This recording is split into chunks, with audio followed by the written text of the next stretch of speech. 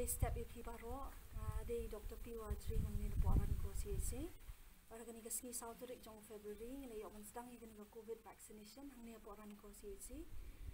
tinggal lay oban shimru uni vaccine pada first dose but kajing long brew hingi dan hingani kajing septing apo ndre hadin mangalay oban shimru uni vaccine ngasngoba kamda dan gano kajing pang ni kajing smo shitam gano kurkom te ngakermen ru ba ngakenturu iki pat babaro ingin yo punya shimlang uni vaccine kamtam ke bamenta punya sedang naki healthcare workers bat hadin kata ki frontline workers bat nangta ki pat ba ngaker pat ya pi baro ingin yo punya shimlang uni vaccine bakala benong kala kajinya dana ka benta kan kajing pangklam covid-19 bat hadin kata ru ngasngo pha mangker pat ingin nang yai beteng pat ban follow bat ban ko ngu igini ki an ki bala bot ka sarkar ingin ya follow igini ki protocol apala ya bo ban ya maintain ka distancing ingin yang kam jengai an meter ke hand washing ingin ya sat bhai ki ti jongi bat kumjur kamtam ingin ya dengi ki mas jongi kamtam ki cakap pat te tang kata hi English pun Dr. Paul Ilingdo, Medical and Health Officer in charge Jongkamo Topra PHC. Te mata kasngi at popra tarik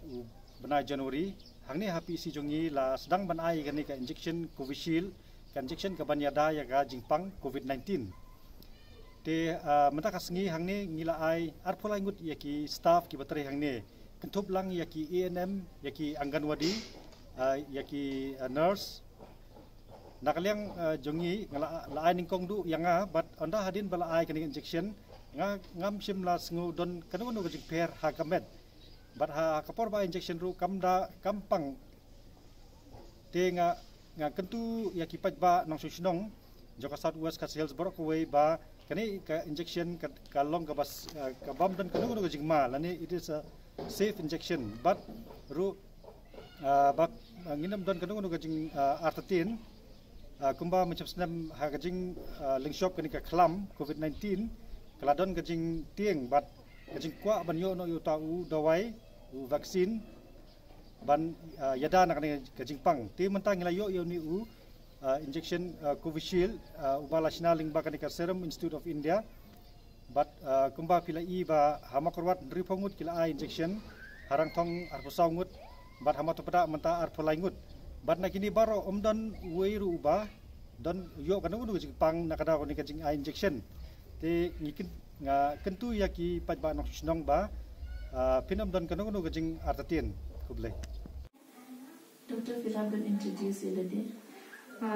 Dr. Maji, thank you. Medical and Health Officer Jongka Langtong PHC. Dia kuno mentafis yang haba pilayo ya kani ka vaksin.